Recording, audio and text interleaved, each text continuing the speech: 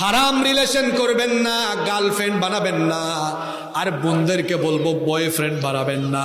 বিয়ের আগে সকল প্রকার হারাম রিলেশন থেকে নিজেকে বাঁচিয়ে রাখবেন, কারণ হারামের ভেতরে নাই কোনো আরাম। ওই দিন এক ছেলে বলতেছে, হুজুর আমি বিবাহের উদ্দেশ্যে প্রেম করতেছি, কোনো অসুবিধা আছে? দেখছেন কারবার কি শয়তানি কথা কয়, হুজুর বিয়ের উদ্দেশ্যে আমি চালায় যাচ্ছি আর কি। আরে যেটা চালায় যাচ্ছেন ওইটাই তো ঠিক না, ওটাই তো হারাম। আমার যুবক ভাইদেরকে বলবো, খবরদার মেয়েদের পেছনে ঘুরবেন না। মেয়েদের পেছনে ঘোরা এটা কোনো সভ্য মানুষের কাজ নয়। আল্লাহর নবীরা কেমন চরিত্রবান ছিলেন, একটা ছোট্ট ঘটনা আমার মনে পড়েছে। তাদের চরিত্র কেমন ছিল সেটা বলছি। একটা ঘটনা মনে পড়ছে, বলবো? ঘটনাটা বলবো? মুসা নবীর ঘটনা। মুসা নবী নরম নবী না গরম নবী? আরো জোরে বলেন, নরম না গরম? এত গরম নবী, এক থাপ্পড় দিয়া ফেরাউন